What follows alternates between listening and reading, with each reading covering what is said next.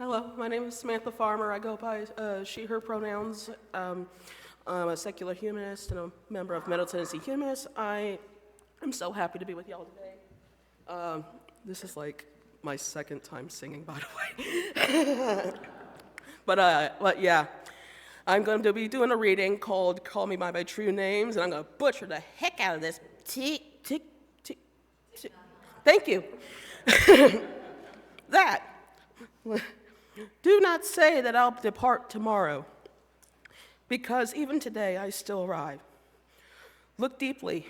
I arrive in every second to be a bud on a spring branch, to be a tiny bird with wings still fragile, learning to sing in my new nest, to be a caterpillar in the heart of a flower, to be a jewel hiding itself in a stone.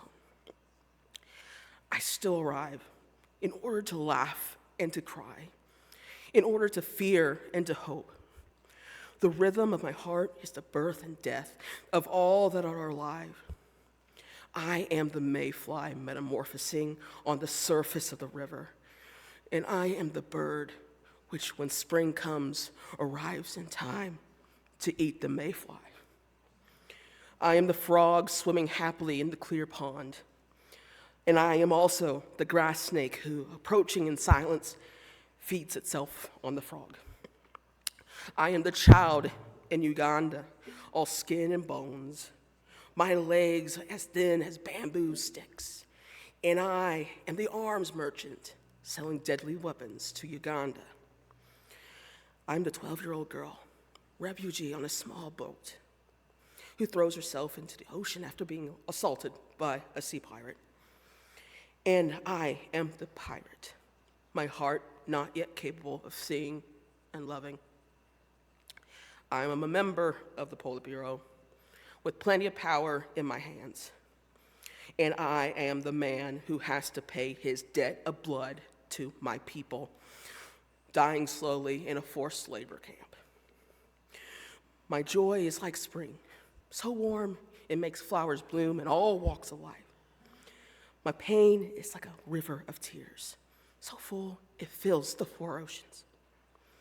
Please call me by my true names so I can hear all of my cries and laughs at once, so I can see that my joy and pain are one. Please call me by my true names so I can wake up, and so the door of my heart can be left open, the door of compassion. Thank you.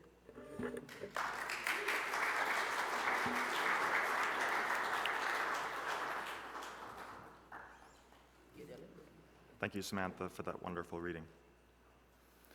Hello, my name is Alex Baker, and my pronouns are he, they.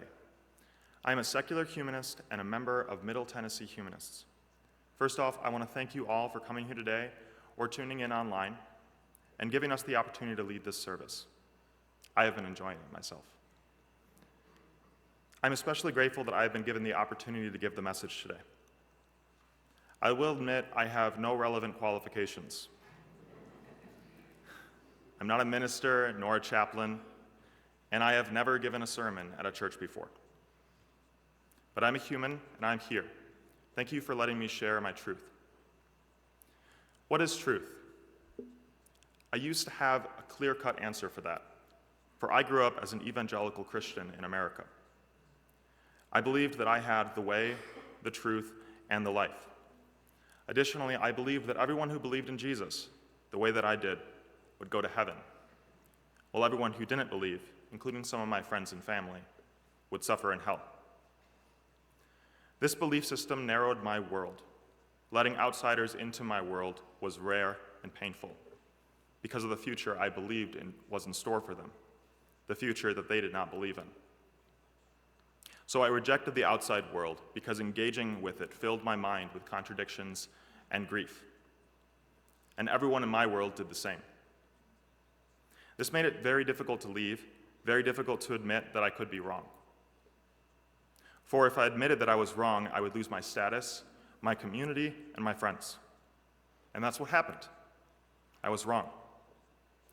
I claimed to have universal truth, but in doing so, I excluded others, and by excluding others, my truth was no longer universal. Universal truth is universal. It cannot be owned by any religion, by any culture, by any person. If you think you own the truth, that you know better than everyone else, I have a question for you. Who will listen to you, hermit on the mountain? Who are you impressing with your superior knowledge and wisdom? Come down from your mountain of arrogance and experience the world in all its complexity, messiness, and beauty.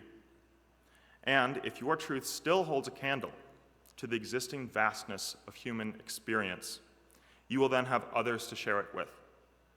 Otherwise, you have nullified the universality of your truth by refusing to bring it into the light. Universal truth is universal. It cannot be owned, for by owning it, hoarding it, you disprove its universal validity. So can the truth even be known, whatever that means? Yes and no. Paradoxically, realizing universal truth is a process in which one realizes that they are the truth itself. This is because the only way that universal truth is realized is if it is recognized by everyone as such. That's what makes it universal by definition.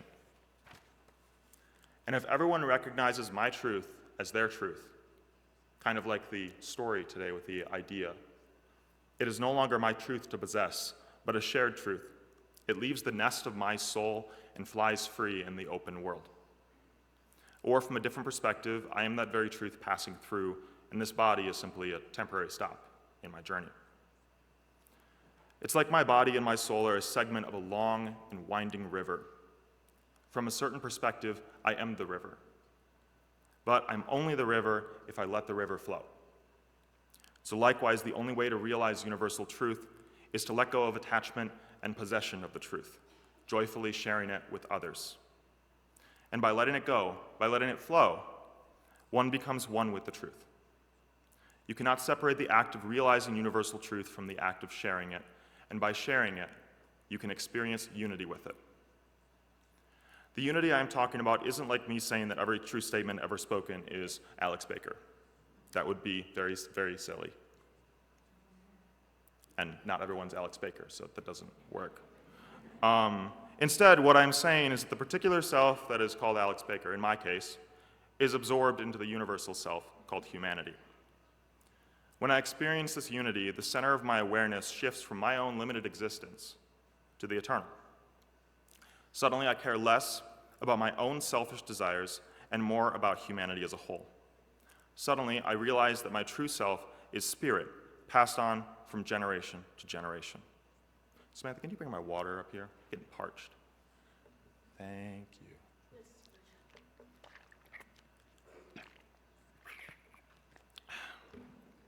One cannot realize the truth in isolation. The path to truth begins in community, by becoming so deeply involved in the lives of those around you, so beautifully entangled, that your identity cannot be separated. And if your identity cannot be separated from your community, then in a very real way, you are your community. The traditions, the memories, the collective hopes and dreams, they were all passed on to you, and you are passing them on to others, like a bearer of a torch. In contemplative moments, you may realize that you are not simply the bearer of the torch, but in fact you are the flame. Your truest self is not your individual existence, but rather it is the spirit flowing through your community. From that perspective, being altruistic and helping out your community just comes naturally because it is you. If you dive deeper in contemplation, you will inevitably realize, I promise you this, that your community is not an island, but rather it's an integral part of a greater community, hopelessly entangled in the world. And as you cannot separate your identity from your community, so also you cannot separate the spirit of your community from the universal spirit flowing through all peoples in all of history. The boundaries blur, and the spirits blend together into one.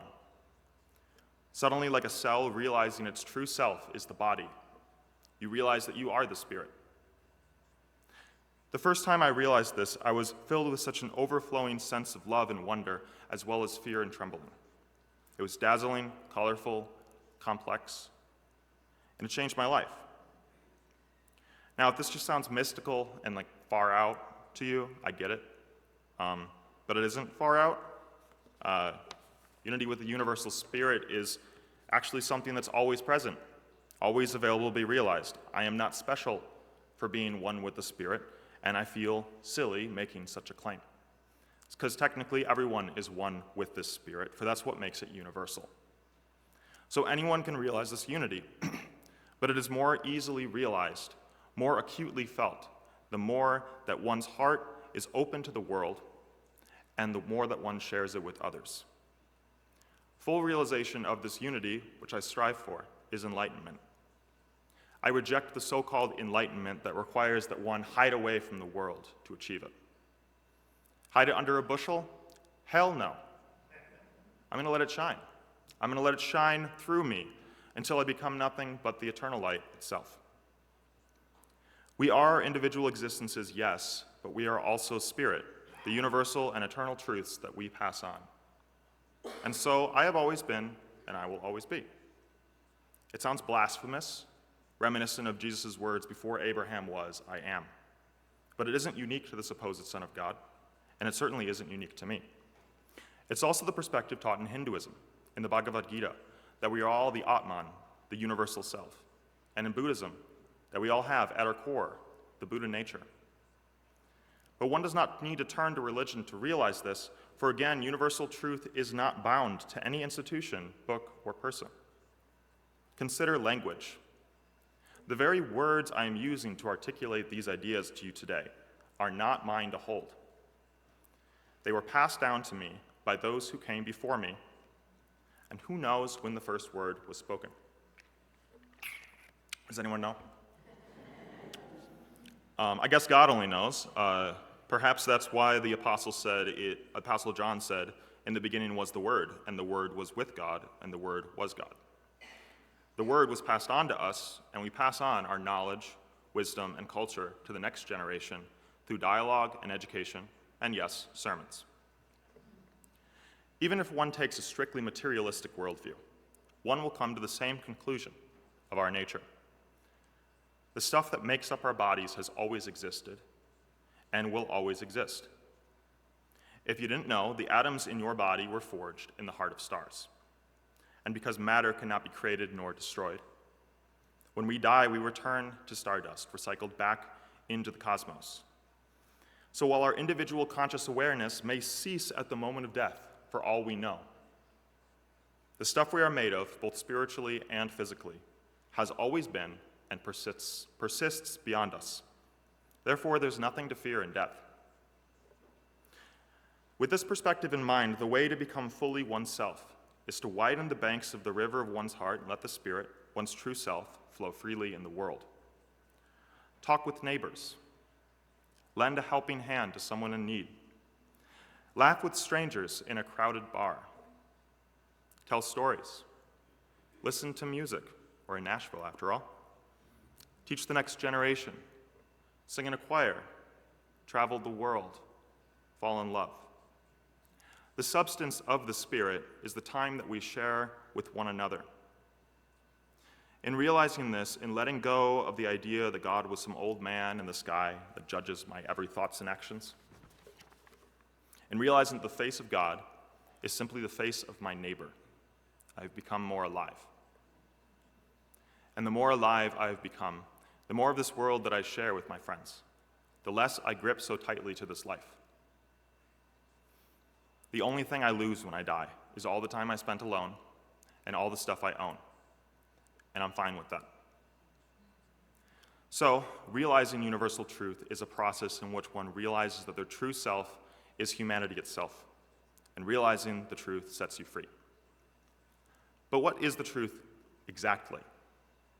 Well, if it cannot be possessed by anyone, so it also cannot be summed up in words, for that would allow it to be written down and held in the palm of one's hand. So I cannot tell you exactly what the truth is, neither can I fully articulate it to myself. Language is merely a doorway to the truth, not the truth itself. As such, I do not hold tightly to any specific creed or philosophy, but I am a humanist, and today I am representing the Middle Tennessee Humanists. We don't have dogma or a creed, but we do have a set of shared values called the 10 Commitments of Humanism. and it seems appropriate for me to share them with you today. I think I'm required. Is that, yeah.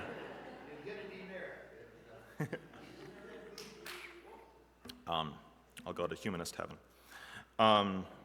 These are, in alphabetical order, altruism, critical thinking, empathy, environmentalism, ethical development, global awareness, humility, peace and social justice, responsibility, and service and participation. I know some of those have 2 things in them. It's kind of a cheat, but you know. All these commitments are best achieved when one is deeply embedded in community, kind of like fun here, and striving for unity with humanity. I don't necessarily view these commitments as the truth, but I do recognize that they can serve as doorways to realizing truth. They are also not the only doors you can take to find the truth, but you can take these if you'd like. Here's what humanism is all about. 1, altruism. Altruism, as the American Humanists Association defines it, is helping others in need without hoping for rewards. This is displayed in acts of service performed with humility. How does one achieve this feat? How does one help others without expecting reciprocity in return, without seeking recognition for one's piety? When I was a Christian, I realized the key to unlocking true altruism was to do everything for God. And this works for a lot of religious people. Without religion, I realized that in shifting the center of my identity from my particular self to the universal, altruism comes naturally. For if I see myself as what flows through me, and not this individual existence myself, helping others is just me being myself. The action becomes my reward, and I take pleasure in the happiness of others as if they were myself. Number 2, critical thinking. Critical thinking is not thinking critically of others, but rather, that's funny actually, my aunt was complaining about that some people actually think that's what it means. But rather practicing good judgment by asking questions and thinking for oneself. Maybe those people who think that should ask questions. 2 contradicting claims to truth cannot be exclusively correct. Either one is correct and the other is wrong. Both are wrong, or there's a higher truth that reconciles their supposed contradiction. Discerning the path to take in the face of contradiction, both logical and material, is the path of spiritual and intellectual development, while blindly accepting a single claim as ultimate truth stunts one's growth. Without critical thinking, one's soul quickly becomes like a stagnant pool of water rather than a clear flowing river of spirit. Speaking of water. Yeah. Number 3, empathy. Empathy is considering other people's thoughts, feelings, and experiences. Empathy comes more naturally to one whose heart is open to the world. One who hides away from the world will have a difficult time empathizing with others, for empathy comes from having similar experiences and recognizing that if one was in the same position, one would have a similar reaction or emotion. If one is insulated from the outside world, fearing the foreigner and the stranger, they may not recognize the common humanity in those who are different from them. The path to empathy is through going out of one's comfort zone, facing the unknown, and seeing oneself in every person.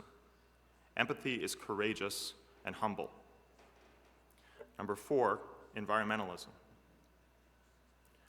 Environmentalism is taking care of the earth and the life on it. The name humanism may seem to imply that humanists only care about humans.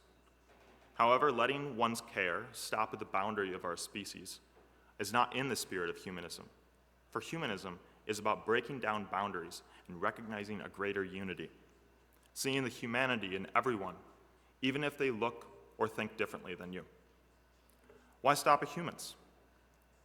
The most obvious commonality that breaks down boundaries and allows us to recognize our shared humanity is that we all stem from the same source, Earth.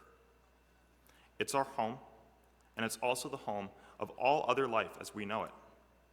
So it would be wise to treat it with care, both for humanity and for our extended family on the evolutionary tree. Number 5, ethical development. Ethical development is to always focus on becoming a better person. Being a better person only has substance in community, for it has to do with how we treat one another. The ethical life is the social life, and we learn how to be a better person by engaging with others. This learning process is an iterative one, so we are bound to make mistakes, offend each other, and step on each other's toes. The ways in which we fall short are felt through interpersonal friction, and the development is realized through resolution in humility and forgiveness. Nobody is perfect.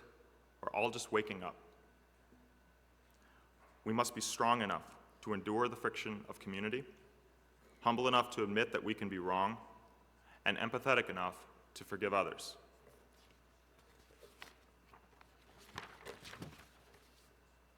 Number 6, global awareness. Global awareness is being a good neighbor to the people who share the earth with oneself and helping make the world a better place for everyone. To become aware of the world, one must experience the world.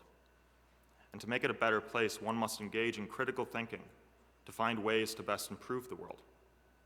As a humanist, I try to be open to different cultures and ways of life, and to treat everyone with equal dignity and respect.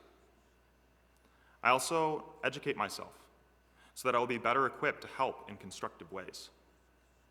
We all live on the same blue boat home, and it is up to us to figure out how to best share it. Number 7, humility. Humility is being aware of one's strengths and weaknesses and appreciating the strengths and weaknesses of others. We are all equal, as in we are all human and equally deserving of dignity. But we are not equal in our strengths and weaknesses. We all have different abilities, experiences, and knowledge. This is because we have a limited lifespan, and therefore we cannot learn everything or master every skill. If we lived forever, we might be able to master everything, but then we wouldn't really need each other.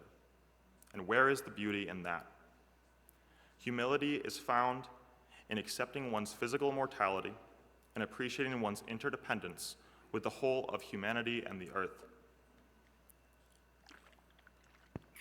Number 8, peace and social justice. Peace and social justice is helping people solve problems and handle disagreements in ways that are fair for everyone. In community, as part of one's ethical development, one will experience friction because everyone has different goals, perspectives, and personalities. Finding ways to reconcile those disagreements that inevitably rise from living with others is like clearing blockages in the river of the universal spirit, allowing it to flow freely once again. To do so, one must let go of one's own personal agenda and act on behalf of the whole. This requires humility and an altruistic spirit, as well as critical thinking to discern the right path to take. The more discerning we become through handling disagreements in our local communities, the more capable we will be able to achieve peace and justice at the regional, national, and eventually global level. Number 9, responsibility. Responsibility is being a good person, even when no one is looking, and owning the consequences of one's actions. If someone only helps others to receive rewards and acknowledgement, their good behavior will only show itself when observed by others. If this is the case, they have not yet reached the level of awareness that makes altruism come naturally, and their reputation as a good person will be fragile, just a facade. Afraid of being found out, they will shy away from being deeply embedded in community, and will miss out on all the fun.